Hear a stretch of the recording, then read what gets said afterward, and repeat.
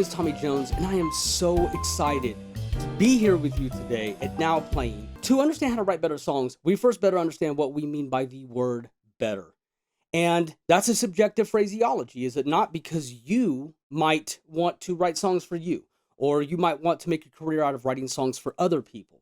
You might want to make a career out of writing songs like the heroes that write the songs that you love, and or your version of success may be that you want to write something you've never heard before. But I think what we can all agree is, in order to write better songs, we've got to be able to sustain ourselves. And the first thing that we should learn about writing songs is what the masters did to write things that were considered classic and or great. There are patterns. There's definite things that they're using, they're doing. There's tips and tricks that they learned from the people that they loved. And I want to kind of unroll the covers on that. And I want to explain sort of how that works, what the pattern is in certain things that they're doing, and how those patterns apply to you, not just as you're learning how to write songs, but as a songwriter in today's current environment. Look, the bottom line is, if you want to learn how to make money writing songs, you've got to learn how the people that you love made money writing songs. So as I said, my name is Tommy Jones, and I wanted to explain a little bit about myself so that you understand how I sort of created and cultivated these theories that I have on writing songs. I've been signed to publishing deals, songwriting staffs, and record firms to write specifically for artists and businesses. Songs that I have written have appeared in movies, Amazon Prime films, albums, the radio, curated official playlists like Spotify's brand new Nashville playlists, musical theater, My Mother's Car, jazz festivals, major compilations, a weird Applebee's with broken speakers. They've appeared a lot of places. I've also written, performed, and worked with Grammy-winning producers and songwriters, major artists, major touring acts, award-winning instrumentalists, current top 40 band members, legendary country artists, and my songs have been performed by hit-making, studio, and road musicians. Here at Fiverr, I'm a top-rated seller and a pro seller. I'm the guy that production firms call when they have a brand new artist or when a movie is looking for a certain type of sound, a certain type of song. I'm a guy that you can call and say, hey, I'd like to hear Roy Orbison from 1960s, sound sort of modern-ish with a take on the Eagles that would fit for the country music landscape of today.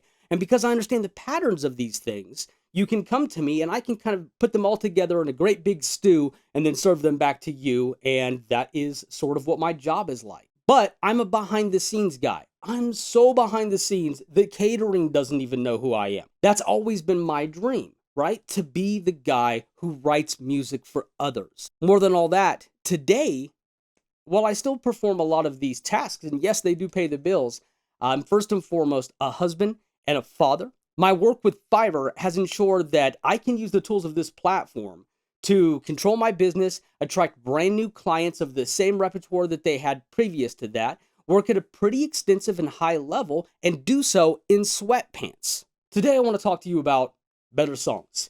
So let's first decide on this. We can all agree that music is subjective. We can also all agree that tons of music sound the same. And that's not necessarily a bad thing. There's a reason why that's true. That's because music lives inside formulas. Knowing these formulas well, at the very least, make you more aware of how to obtain more clients or more folks that like that sort of music. Step number 1, writing better songs equals writing more songs. The only way to write better songs is to write more. You know, we've all heard the old adage that it takes 10,000 hours to master a craft. But the truth is that that's probably missing a zero. Songwriting, like music, it works in grooves. It works in patterns. I'm going to preface some of these tips by saying the only way to utilize some of the more granular tips or some of the tips that talk about how to uncover patterns is to do it every single day. You got to make it count. Give yourself an hour a day. Keep logs and lists. Make phrases, journals. Listen to what's being said to you out there. Keep a good list of the brand new sayings that people are saying. Be in the groove of the environment that you're in. Extract the linguistics that's being used around you on a daily basis to better uncover the human condition, right? To be in the groove and to feel that actual progression, it's got to be a daily activity. You've got to afford yourself the opportunity. Make it a chore to sit down and to just write more. especially if you don't want your material to be on repeat. The only way to stretch is to finalize that idea that you're working on and push past that concept. If you're a writer, you write. It's the same type of priority as having to pay your bills or having a stockpile of Swiss rolls in your closet that your children may or may not know about. So for our first exercise, we're going to emphasize writing more. So let's keep a journal. Let's keep a list. Let's keep phrases. Let's write this down, have an open note. Maybe it's going in your phone. Maybe it's an actual physical piece of paper that you've got right now and that you keep on you at all times, so that when you hear something that strikes up, it pricks up your ear, you think, you know what, that would be something good to write about. And it sends you to your instrument of choice to practice on your craft. Either way, put a time into your phone where you know, hey, I'm going to get off of work every day at blank time, and at blank time, I'm going to be sitting down at the piano, the guitar, the spoons, the washboard, whatever it requires, and I'm going to start writing songs at that moment every single day without exception.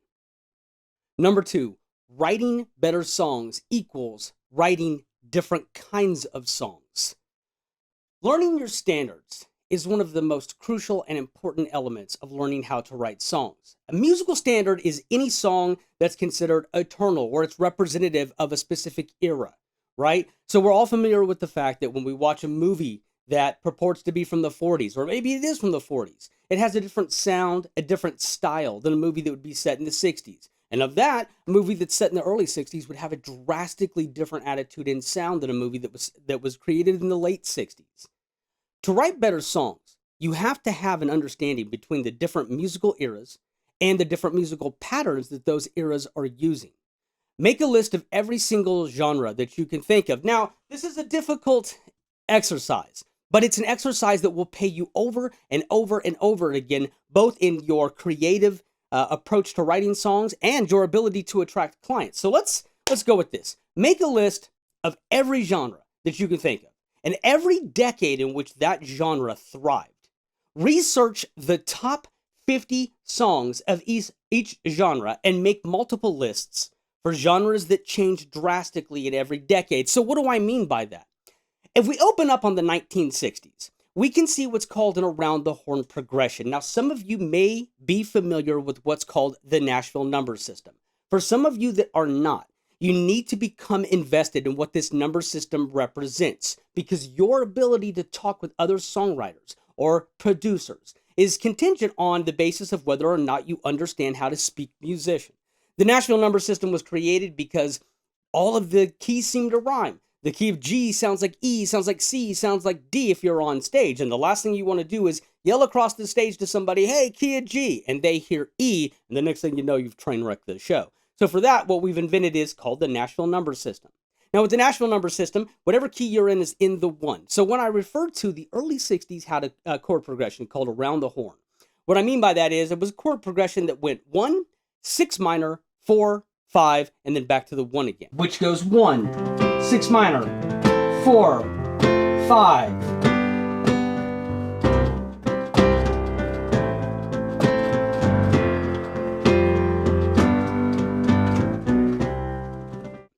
What is this progression? Why is this even important? Well, you'll find it in such songs as Earth Angel or Tears on My Pillow, or every single song that seemed to be released in 1962 to 1964.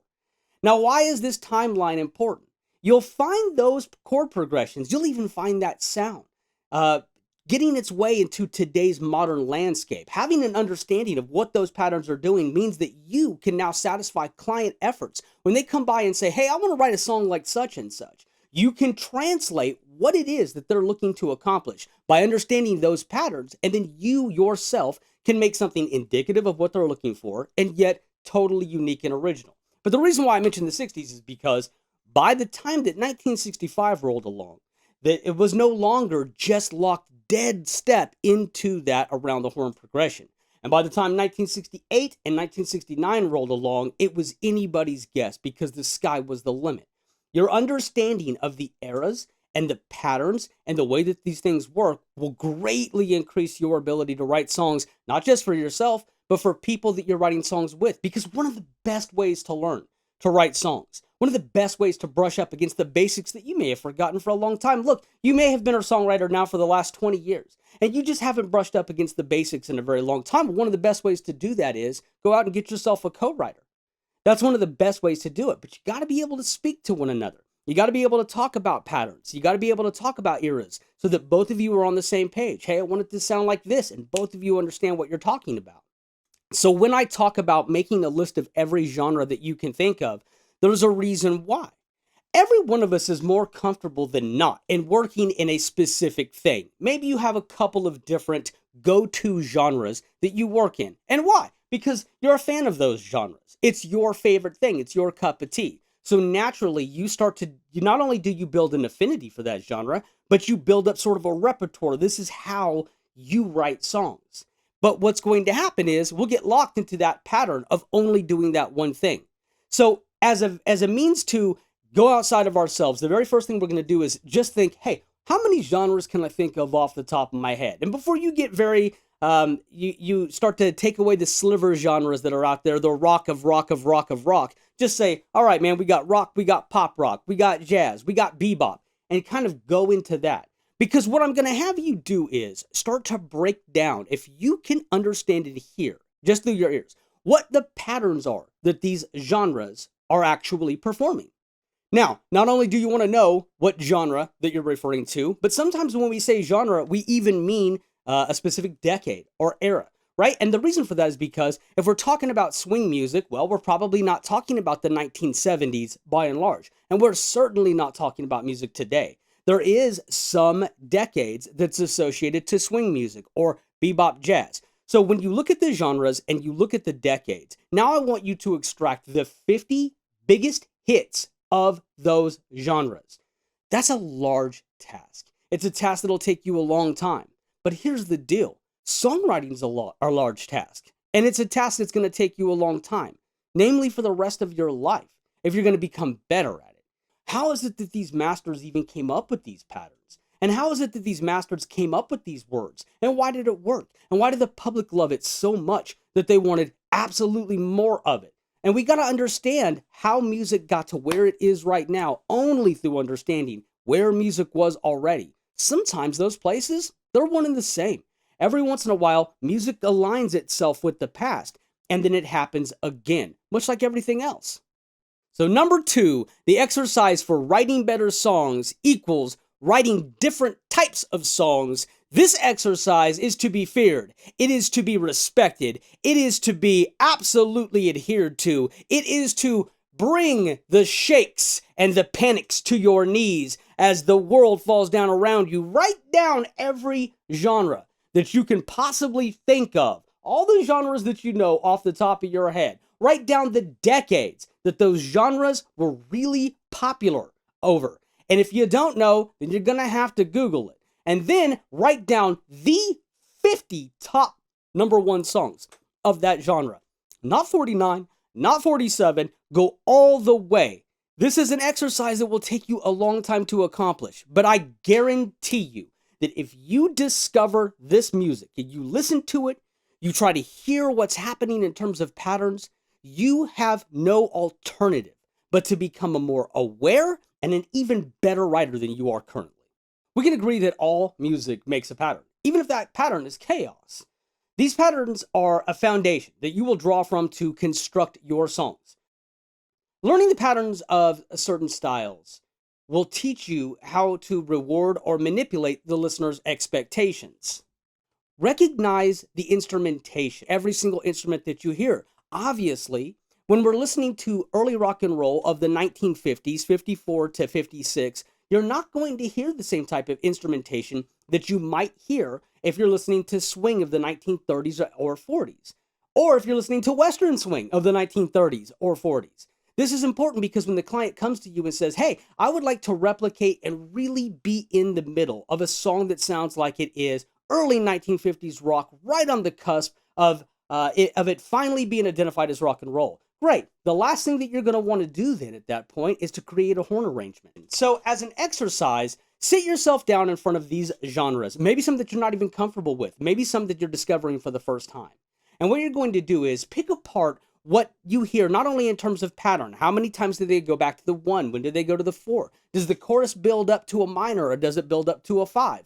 Discovering these patterns and what the expectation is when you listen to something like blues as opposed to when you listen to something like neo soul, and how you understand how these patterns work and how they drive the expectation of the customer. A lot of times those expectations that clients have or listeners have of these materials is actually part of the reward system. We're going to start to pick apart the patterns. When I say pattern, I'm referring to the chord sequence of a certain genre in a certain time frame.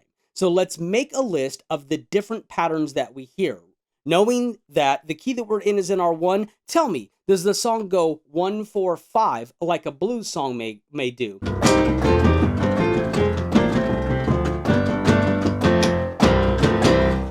Of course, there's infinite patterns to learn from. Jazz, bebop, soul, neo soul, R&B, blues, the list is endless. Octaves. Learn what sort of octaves that the instruments play. This is important because not every single instrument should be playing over the top of one another. What you might be doing on your bass, as we understand, is different than what you're probably doing on the piano, is different than what you're probably doing with your horn lines. Challenge. Write 2 songs a week. 2 songs a week from a genre that you are currently not comfortable with. You want to go outside of yourself to find, are there words that apply to me? Are there arrangement techniques that apply to me? Is there chord sequences that apply to me? And you may not think that that's the case, or it may shock you to find out that some of the things you've always loved has already incorporated things that you didn't know you love yet. Write 2 songs a week outside of the genre of your comfortability. All right, let's move on. Writing better songs equals writing better lyrics. So yeah, music has had senseless lyrics since the dawn of man. Since the first cave person beat on a wall and made nonsensical sounds come out of their mouth that no one understood and said to themselves, hey, I liked the beat. Yes, we have had bad lyrics in music.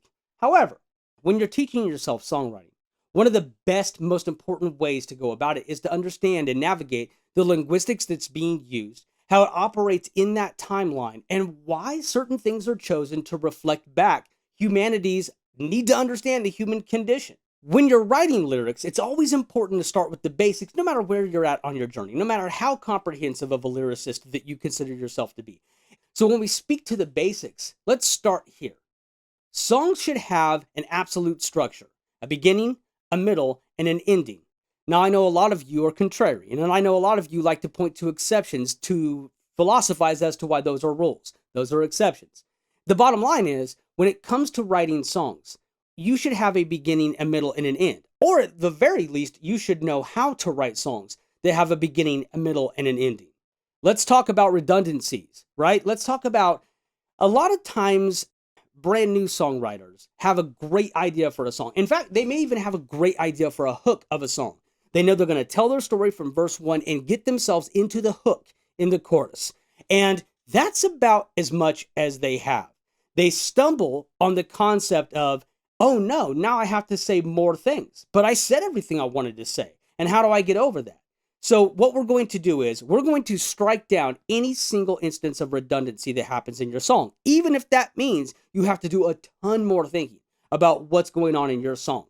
Ask more questions about your characters. What time is it in this song? What is the main character wearing in this song? What were they doing 10 minutes before the song started? How you answer these questions will determine the words that you will use to catapult a mood for the people that are listening. Have you heard a song that sets an image in your head, and even though the song doesn't tell you the time, the image is clearly day or night in your mind? This is most likely due to the words that the songwriter is using. The same should be true for your song. At 3:30 in the morning, a guy in pajama pants eating Jell-O just 10 minutes before the song started, he doesn't have the same motivations as a woman in her office in a power suit having just attended a high-level meeting. You have to know your character's motivations. You have to know their way of being. It's going to impact the way that they say the things that they say. Not every character speaks the same. Not every character's actions are the same. Not every character's motivations are the same. And that brings us to a very important philosophy about songwriting. There's a very large contingency of us who believe that the second the character leaves your head and gets committed to a piece of paper, a note, a melody line, that character now lives by themselves. And what's best for that character may not necessarily be what's best or what happened to you in real life. Sometimes what happened to you in real life still doesn't make sense. It still doesn't fit the box that you're trying to make this song go into.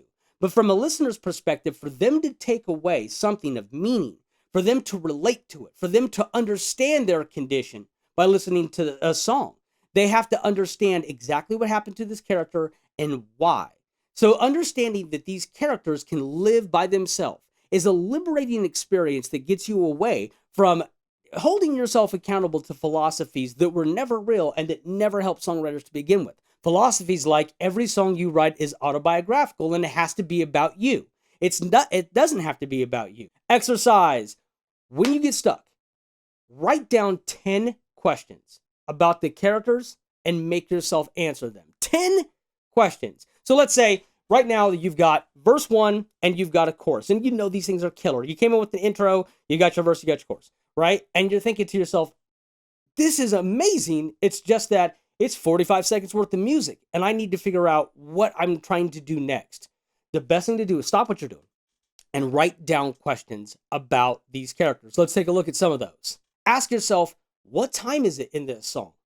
Because again, what time it is in this song may have the character do something completely different. If it's 3:30 in the morning, they might be in a sulky mood. They might light a candle. They might do things that they would not do if it's 2 p.m. in this song and they're driving down the road. Even if they're in the same state of nostalgia, what do they see? How do they think about the things that they see? Another important question might be, what are they wearing? You may never tell me what this character is wearing inside the song. That's irrelevant. It explains to you what type of person they are. A guy who wears flip-flops every day is different than a guy who wears a power suit every day. That's going to help you understand the narrative of your characters. Not only that, tell me about their childhood. Tell me about the things that they love. Tell me about the state they were born in. Tell me about their parents. Tell me about the things that they do not like. Tell me where they work. Tell me where they play. Tell me who their friends are. 10 questions that are designed to solicit and obtain more information about who this character is. With these answers, you might just stumble on, oh, this is the next thing that happens in my song. This is verse 2. This is the thing that I'm trying to build the bridge toward, right? So ask more questions. Now, finally today, I would like to end at the very beginning. I would like to talk to you guys about the device of an intro. In fact, let's say it like this: writing better songs equal writing better intros. And by that, what I mean is, a lot of times I hear intros that are there to be there. It's there because you may have heard that other songwriters use intros, but what do they do? And what are their purpose? I think that there's a baseline purpose. There's a theory that I've got about the baseline purpose of what an intro is supposed to do. And that doesn't mean that you can't change the structure or change the format, do cool things with your intro at some other point. But I think if we just look at it in terms of what is the primary function of this intro, it's the introduction of a melodic piece to the listener's ear for the very first time. So by that, what do I mean? I mean, when you open up on your intro, maybe it could be a string line, a guitar line, maybe it could be somebody humming, maybe it could be a strange synth sound, a piano, whatever the case might be. But what it ought to do is introduce a piece of music that's going to later come back to explain itself to this person who's listening to it for the first time. Some of my favorite intros open up with a string playing the melody of the chorus. And then it takes me all the way through the intro and then all the way through the verse. And then when I finally get to the chorus, I discover that was the intro thing that I heard at the very beginning. So I love it. And from then on, I'm attached to it. Not to mention, it got me accustomed to hearing this chorus and it started to build my repetition of understanding the chorus. The more times I hear it, the more times I think it's for me, the more times I'm going to like it. And the faster it is, I'm going to start singing it, right? Some of my favorite intros do the same things with the verse. The intro is a place where you introduce the concept of the melodics or the most important ideas of your songs. We want to look at the melodics of the song and the lyrics of the song as being equal to partners. They're just other instruments that they have to find their role and they have to drive the song together at the same time. So as an exercise, here's what I want you to do.